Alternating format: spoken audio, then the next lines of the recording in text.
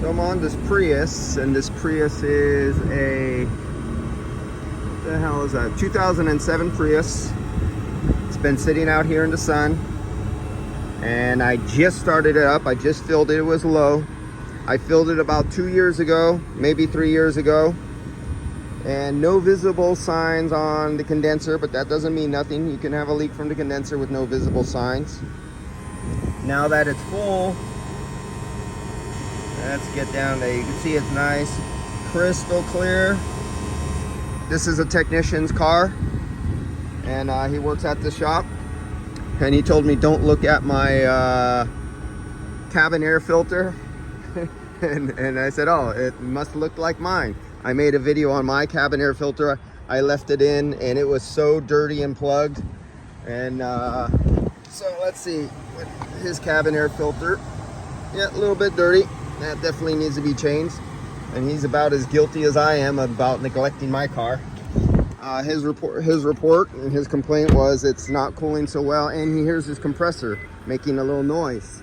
And on a Prius compressor, the last thing you want to do is it making some funny noises, and that means you waited a little long, because Prius compressors don't die, they are murdered. And how are they murdered? By allowing the refrigerant to go down. Refrigerant goes down, oil stops returning, cooling stops returning, those hot electrical windings get hot, lack of oil, the heat of compression, the heat of friction, and with no oil and no cooling, well, what do you think that spells? That spells death. But his compressor sounds good. It's now full, so that means the full charge of refrigerant has went up into the evaporator and swept out that oil and brought it all back to the compressor again. And it has a nice cold line. I don't have my things on here, but it's nice and cold. It'll start sweating pretty soon. But let's come back over here. This whole time that I was recovering this refrigerant and I was recharging that system, this is the problem vehicle. This is the element.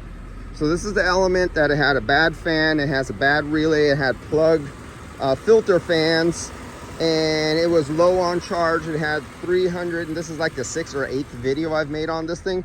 It had 297 grams of refrigerant in it, and to most guys the pressures would have looked okay. It was coming out 38 degrees out of the dash with the filters in there. Because they are partially plugged by this fine dust. I explained this many times in other videos. You got to go back and look at the videos on Facebook page and some on YouTube, but there's more information released on the Facebook group. So here I'm at 421 psi, 24. Let's see what we got up. Maybe I have the just kicked the idle up a little bit. I was playing and experimenting with this thing. Where am I at? 39 degrees. So I think if I let the idle down, we could hit 38. I'm too high. I got the pressure too high. It's full 100%. See the idle there? I'm trying to bring it down to about 1,000. I moved it a little bit. I'm pulling on the pedal depressor. Come on, come down. Come down to about 1,000. I don't want to overkill it. Yeah, right about there. I'm about 950. Let's see what this does at 950. So 950 RPMs. Basically, I got it almost down to 38 degrees. But I got it 38 degrees after putting 550 grams with one fan not working at 400 PSI, 38 degrees. It had, and this is sitting out here in the sun all day, it had 279 grams of refrigerant sitting out in the sun baking, and it was 38 degrees. And the pressures before looked really good at 297 grams with one fan out, with plugged filters, 38 degrees, and only 230 psi on the high side, 30 on the low side. Most guys will go, hey, that's good, you're good to go, customer. All we did was we took care of taking care of your what's the name of that damn thing, relay. We got your clutch working again. It feels cold, you're good, get out of here. And then the customer goes somewhere like Arizona, Burning Man, or goes Texas, or goes to somewhere hot, and he gets this, and his AC stops working. And because the superheat was way up there at, was it 40?